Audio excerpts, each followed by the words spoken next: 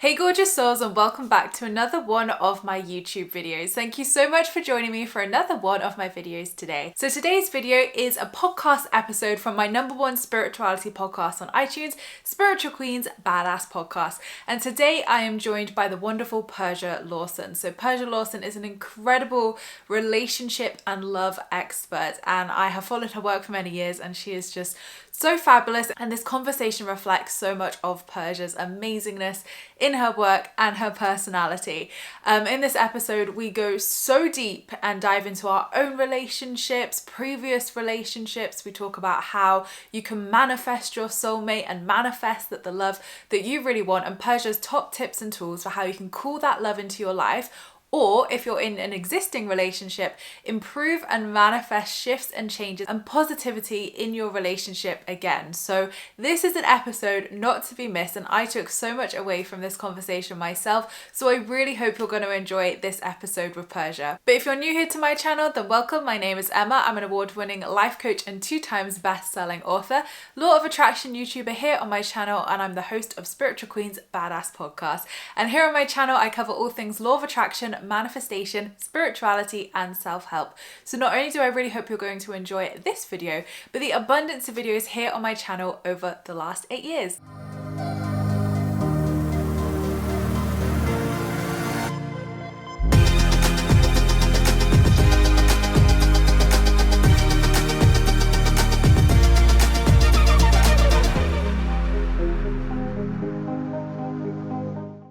So if you want to learn Persia's tips for manifesting your dream love, your dream relationship, and manifesting a relationship that's aligned and full of love, then you are going to want to listen to this podcast right until the end, because Persia shares just so many fantastic pearls of wisdom, and I really hope you are going to enjoy this. And of course, if you want to watch more inspirational interviews from gurus, authors, and teachers just like this, then you can find a playlist here on my YouTube channel featuring the most incredible people, including Marianne Williamson, Gabby Bernstein, Marie Forleo, Wim Hof, Young Puello, oh my gosh, to name a few. So go and check that out if you want to see even more incredible interviews. But without further ado, here is Persia's interview. I really hope you enjoy it, and let me know what your biggest takeaway is in the comments below. So thank you so much, gorgeous souls, for joining me for another one of my Spiritual Queen's Badass Podcast today. Today, I am so thrilled to have the gorgeous Persia Lawson with us. So Persia, if you don't know, is an author of Love is Coming and The Inner Fix. She is one of the UK's most successful love coaches, according to Times Magazine.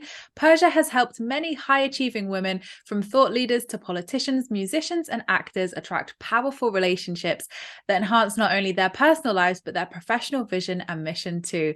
Welcome to the show, Persia. How are you doing? I'm very good. I'm all the better for speaking to you today, Emma. I was saying to you before how I've had a bit of a crappy day, but I'm already feeling better speaking to you. Oh, thank you, hun. It's always a joy having you here. And I was so excited when I came on your podcast. So it's great that we can do this on my podcast now. And obviously you came in the membership a few months ago, didn't you, as well? And we did that live. So we've kind of been interacting a lot recently. And actually I've had some DMs from your lovely community who came to the live. So it's a real honor to be here. Thank you for having me. Oh, love it. Love it. Well, hopefully all my podcast listeners as well are going to really enjoy what you've got to share with them today. But before we get into all the goodness of love, relationships, and everything, I want to know, Persia, when did you spiritually awaken? What's your story? Oh, right. So I would say it was the beginning of 2011. I had been on a very big downward spiral in the decade, well, really in the 20 years preceding that, if I'm honest. So basically, I grew up and my parents struggled with drug addiction, and the way that I dealt with that was 2 things. It was I like being the best at school, like getting straight A's, getting lead roles, and boys. Like both of them essentially gave me the same thing, which was a sense of escapism from what was going on at home, but also validation. And I really carried that into like the years as I was growing up. And what was really interesting is when my parents got sober when I was 16, which was, a really big deal and amazing that they, both went to rehab and came out the other side, I actually got a lot worse. And that's because we're so used to like we're always drawn to what's familiar over what is unfamiliar. And I almost didn't know. I remember going to sixth form and I had this perfect family life, and I didn't know what to do with it. I was used to drama and chaos, so I went and recreated that sort of with boys.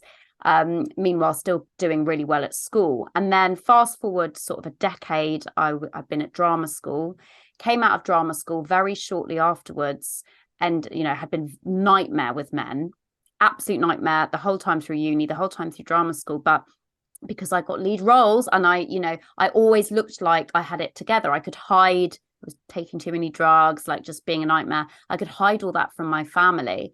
And then what happened is I literally, a few weeks after getting my master's in European classical acting, I literally, this sounds like a film, but honest to God, this is the truth. I literally saw an advert in the paper. So I needed some money and there weren't many auditions coming. Saw an advert in the paper that was like, come and be a hostess in a strip. Well, they didn't call it a strip club, they called it a gentleman's club. So I was like, yeah, fine, whatever. Went along, got the job, worked at this strip club, had some really dodgy experiences. And then one night, like, I basically was sexually assaulted in the weirdest situation. It took me years to even actually verbalize that. It's kind of even been like kind of the last few years when I've been writing about that in my book that I've actually said out loud I was sexually assaulted. And what then happened, I went on an acting job in China, and I put on 2 stone in 2 months, which was quite some feat. And that was obviously, now I can see, that was my reaction to the trauma and just not looking after myself at all. And it was the biggest blessing in disguise. Like, I literally say that rapid weight gain saved my life, because it's the one thing I couldn't hide from my parents. And so they picked me up from the airport and were like, okay, what's going on? And my dad was like, do you want to come away on like a health retreat in Thailand in the new year? Because I was a skin actress, I was like, yeah, why not? Sign me up. So we went away, and while we were there, he said these words on the beach one morning that completely changed my life. He said, focus on the insides and the outsides will take care of themselves, which is something that he'd really learned going through, his drug addiction and recovery. And it was like something just dropped in, because on this health retreat, it was the first time I can't even remember how long. There was no booze, there were no boys. It was just me doing yoga, meditating, and spending time with myself and reading, self-help books and just being in a really positive environment, and starting to understand what the hell was going on with me, and how my childhood had really impacted my love life and my relationship with myself, which obviously our relationship with ourselves sets the tone for everything going forward. So long story short, that was the beginning, 2011, and started this huge journey on working on myself. And then soon enough, that developed into the career that I'm in today. I love that. And what a journey. And I think it's just so inspiring, but, amazing to hear that you have gone through, so many different trials and tribulations over your life. And actually, that's really going to bring so much strength and depth to your work around love and around, obviously, helping people to manifest love as well. And as we spoke about on your podcast, love and relationships has definitely been a big one for me as well in my life, and biggest healing as well. But why do you think, in your opinion, that people struggle to manifest love?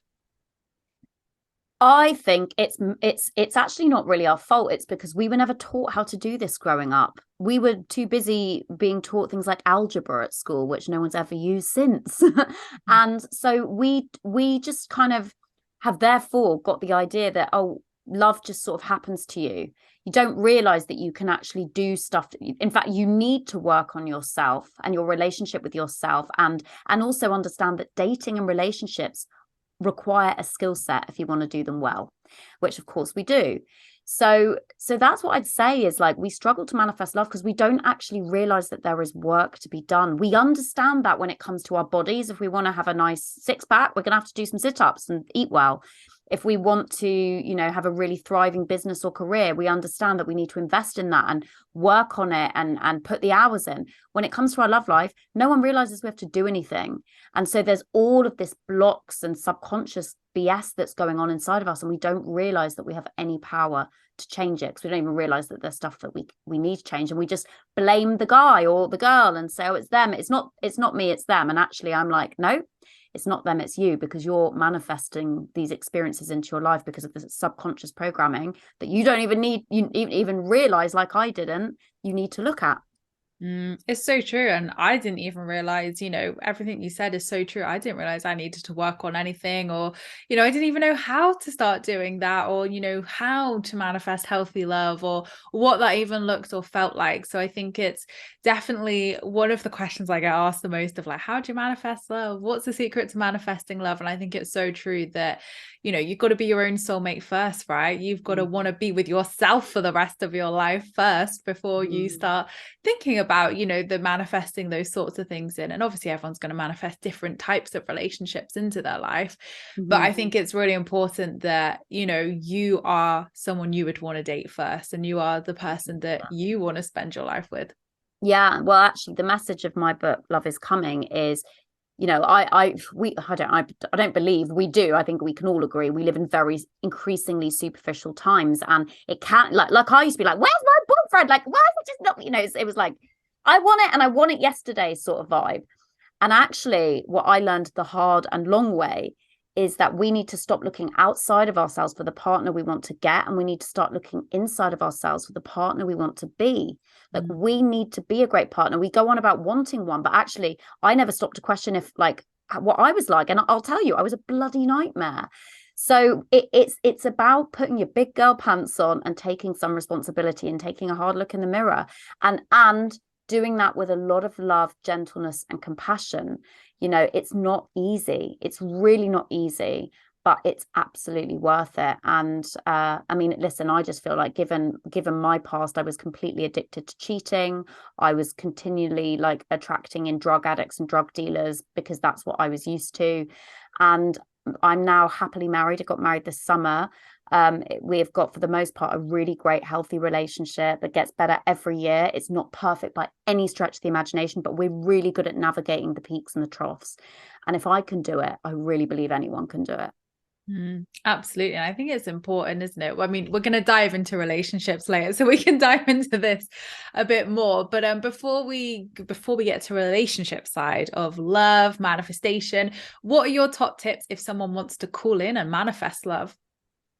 So if you want to manifest love, the first thing, I mean, we talk about the wish list of like what it is that we want. So I have two phases. So the first thing is like, write down how you want, what the ideal qualities you want in a partner, like non-negotiables, because obviously we could have a list of 100, but put down everything that's non-negotiable.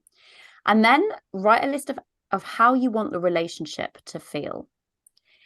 And then your job is to look at both of those lists, and the list that's about the ideal qualities you want the partner to have. You need to become those things yourself and embody those things. So say you're like, I want someone who is really confident. Okay, well then, how confident are you on a scale of 1 to 10? If you're like, well, okay, maybe I'm about a 6, or maybe even 8. Well, how can you move up the rung 1 or 2?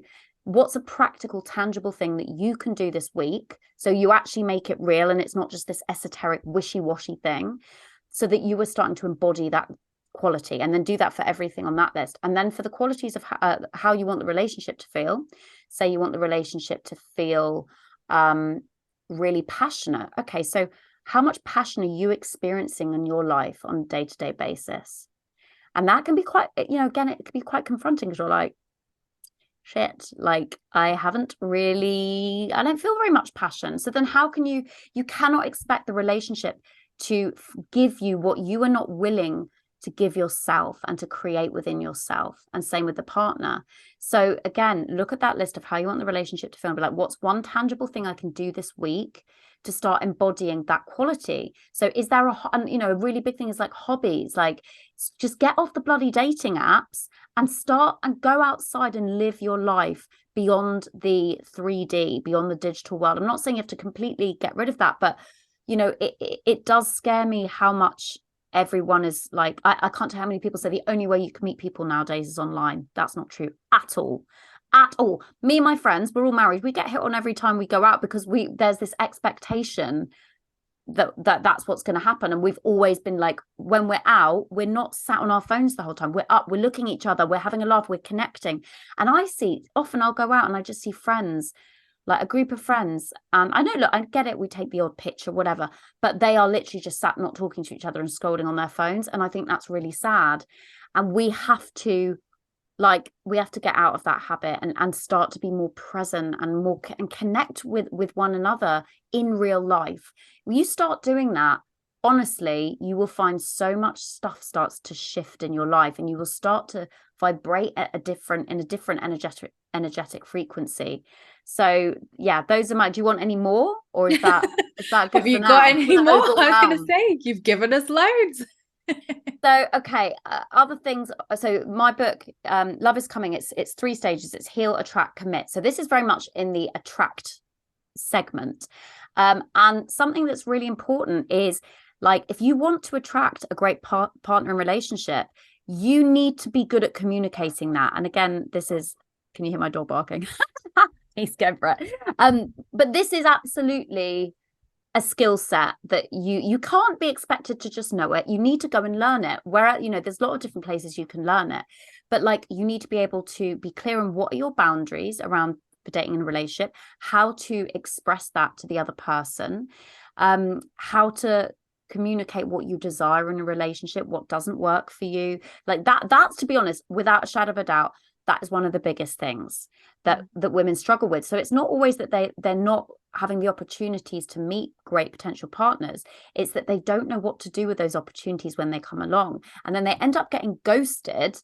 But the issue is, like, that they weren't clear and intentional with that person from the get-go around what their standards and expectations were. And there is a way that you can do that without it seeming like really controlling. You can do it in a really relaxed way, but finding out on the first date, for example, where they're at. Like, so honestly, some people think I'm so forward doing this, but I'm like, you're on a date, you're not there to be mates or pen pals. Okay, find out when their last relationship was, because a lot of people, let's be honest, I did it myself, are on dating apps because they've either just come out of a breakup, or maybe they're kind of going through a rough patch in their relationship.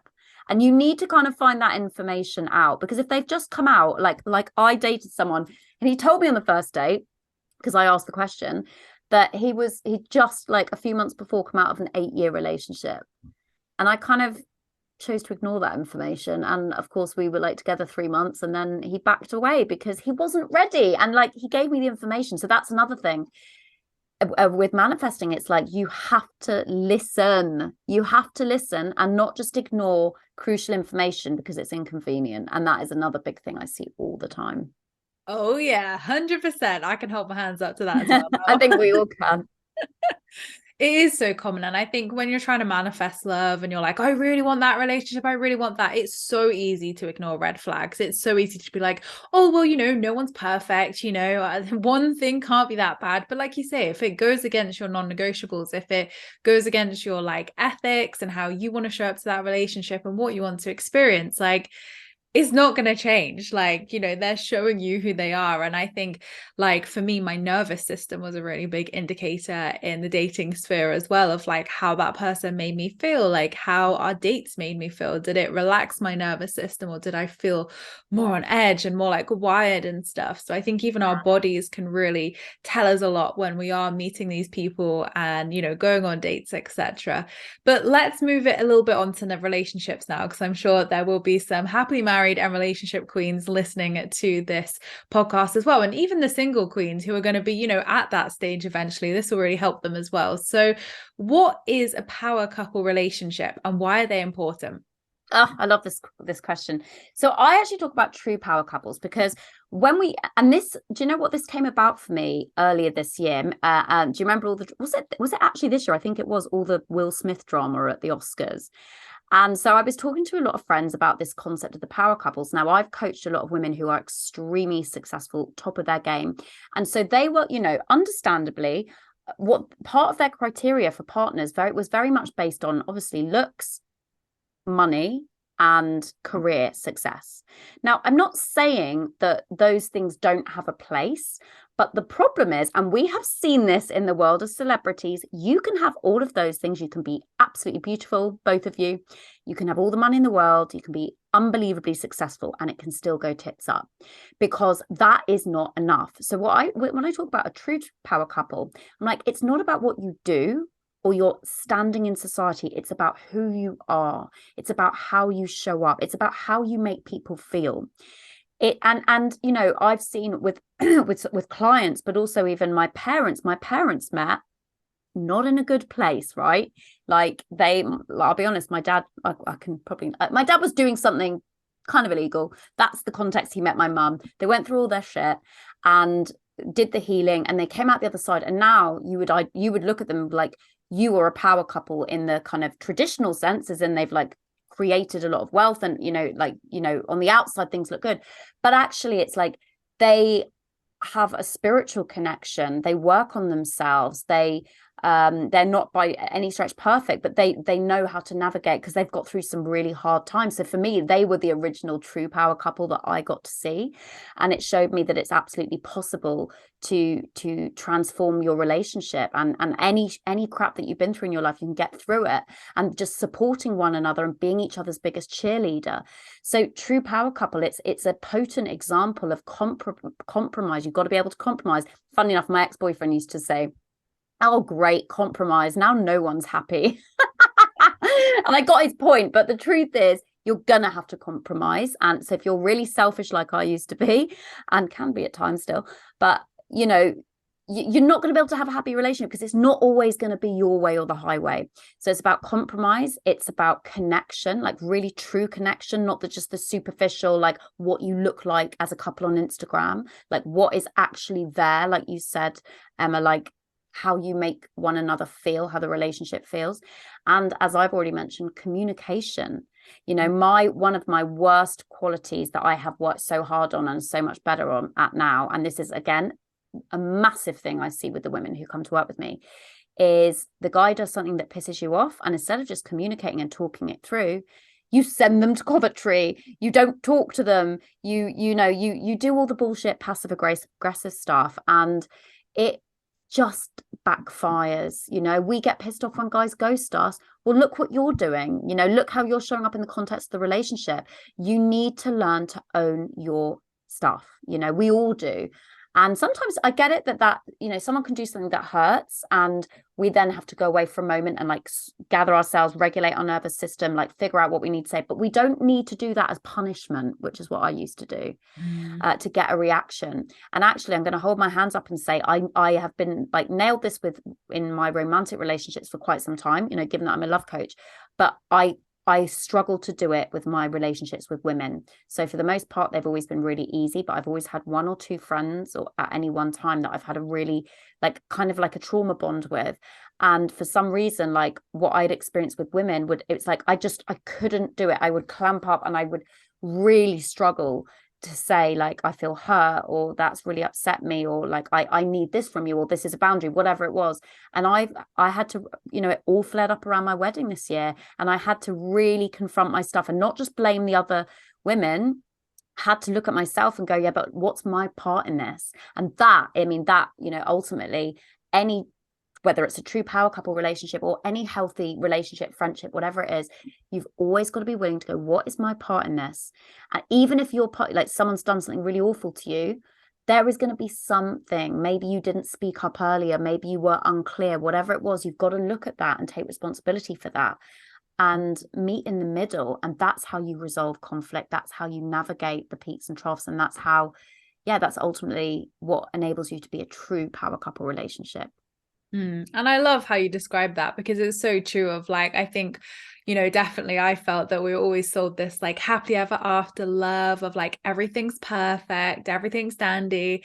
And then when, you know, I would witness couples that didn't experience that, I'd be like, oh, you know, oh, okay, they haven't got that. And then the more and more I spoke to, you know, my friends who were married for many years, who were a lot older than me and married, they were like, Emma, it's not going to be perfect. Like, you need to get that idea straight out of your head. It's not going to be perfect.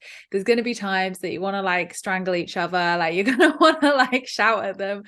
And it's all about how you navigate it. And like we hear it, communication, communication, communication. But I think for myself, very similar to what you said, Persia, like communication was a big trigger for me. I used to run, I used to like be like, no, Virgos don't talk, all of this, all of the stories that were there. And this time around in the relationship I'm in now, I'm like, no, I want to communicate. I've healed that. I want to communicate. It's safe for me to show up. It's safe for me to be vulnerable.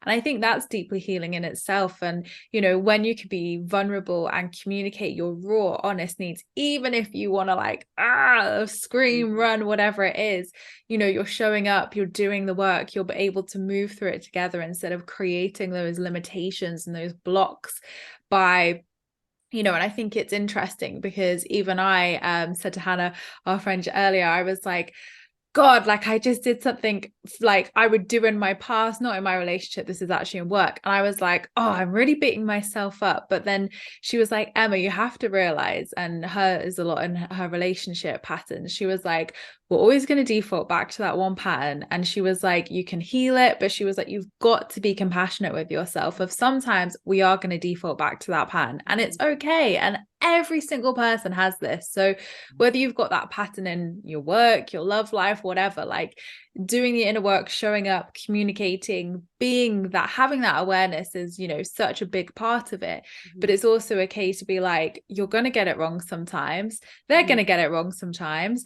And it's, holding that space and really looking, I think, outside of what's right and what's wrong, and looking at, okay, how can I look at this from a space of unconditional love? How can I look at this from what you said of what is my part in this as well, which is so, so important. So Persia, what are your top tips for manifesting shifts in relationships? Because I, again, hear this so much of, oh, if my partner could just change, then, things would be better. Or how can I manifest my partner's behavior changing? Literally, I get this probably on a weekly basis. Oh God, I know this one so much. And I've gone through my own and continue to with my husband. And let me just tell you, as we all kind of find out eventually, the more you try and force them to or push them or whatever it is, the more they just clamp down. And I don't know if you think about it, when someone's tried to do that with you, or that a generalization is that women tend to be the ones that try and change their male partners more. Obviously there's exceptions, but I definitely have seen in my experience working with a lot of women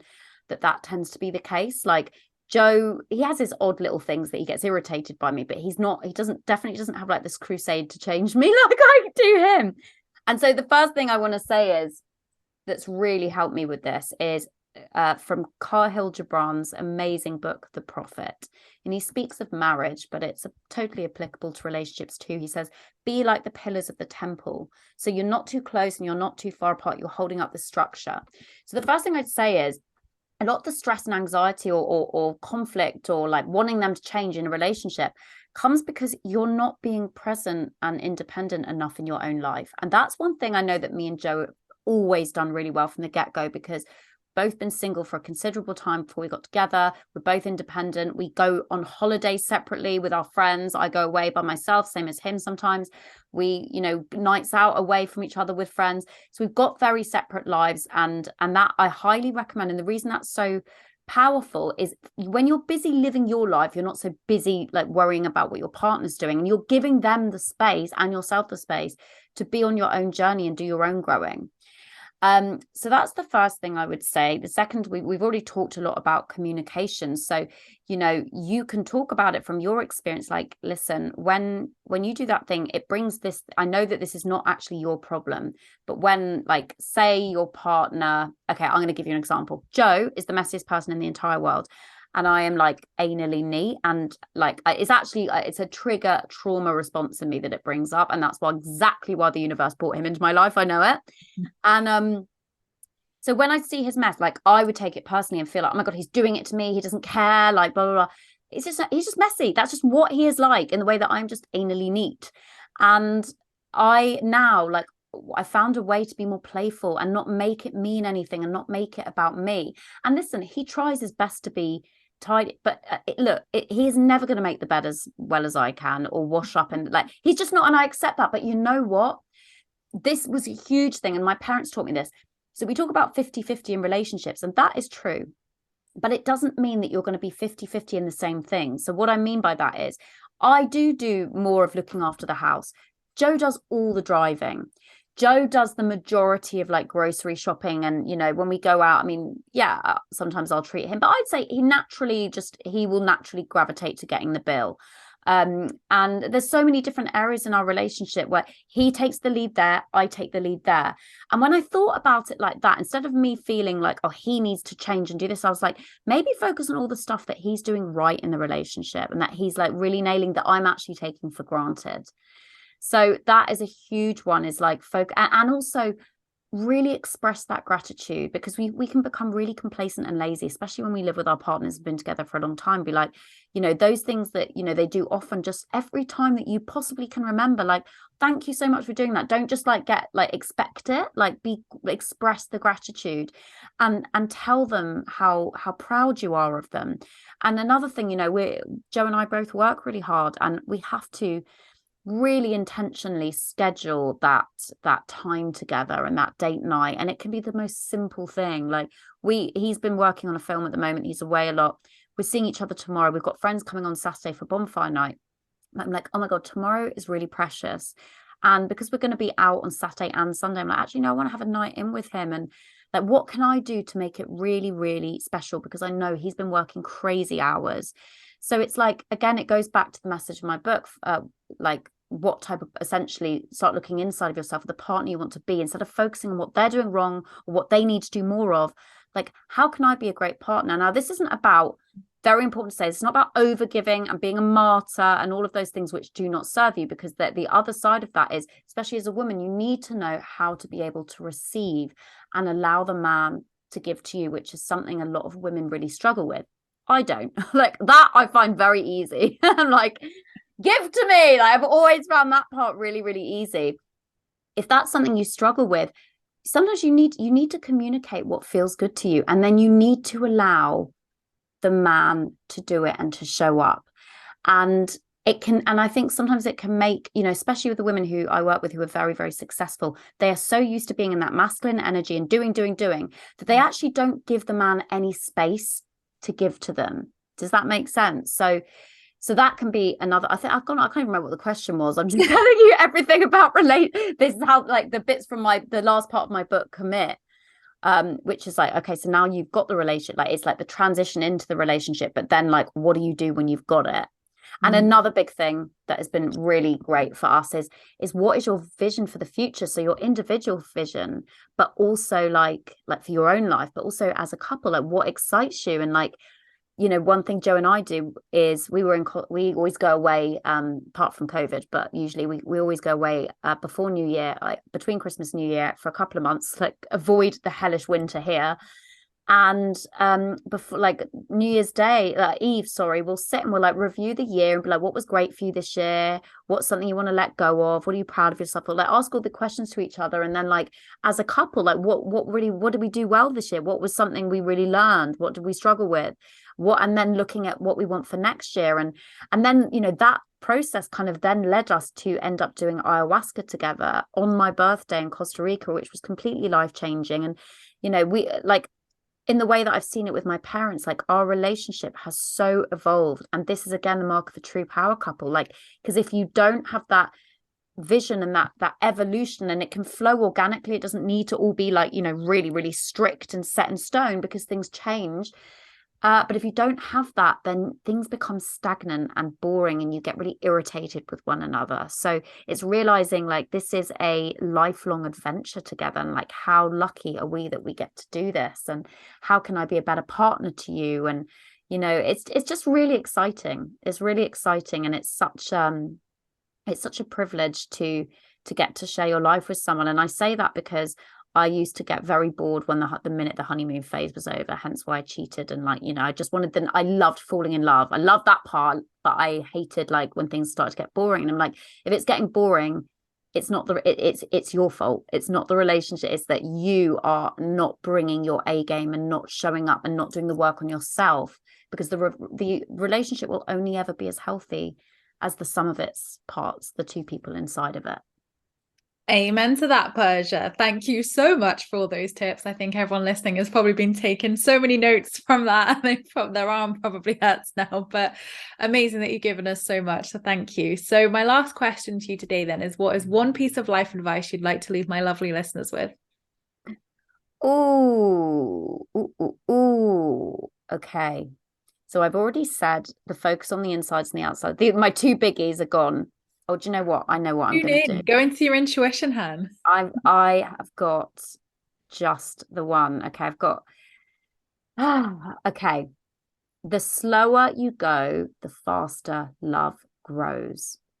That was a really big one for me because I was always so impulsive in my love life. And this is something I share in my program, Love for Leaders. But actually, we live in a world where everything is just getting faster and faster, and we want to jump through these romantic milestones. So I've had clients who have been single. I've had clients who've never had a boyfriend and now they're like happily married. Clients who've been single for 15 years, 8 years. Like anything is possible, but wherever you are is perfect for where you are meant to be right now. Like, look at the chapter of your life you're in, and make the most of it and greet it with a smile.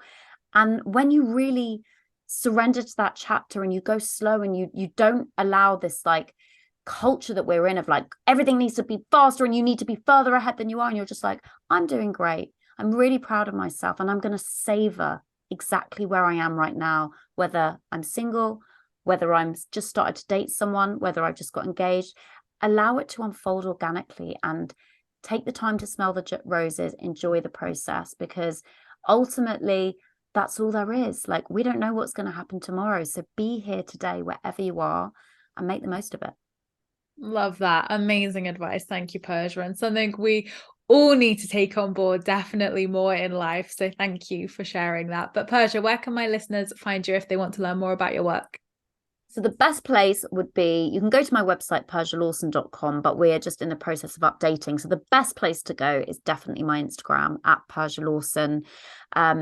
We've got all the links there, load of great freebies for you. You can binge watch, IG lives and reels and all of that juicy stuff. And I've also got a podcast called Love is Coming, which you were on very recently. So you've got to go and listen to that episode, guys, with Emma, because it was amazing. We've had such great feedback.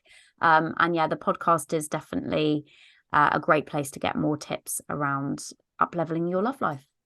Fantastic. And I will put a clickable link to Persia's website and podcast in the description below, so you have a nice, easy link to that as well.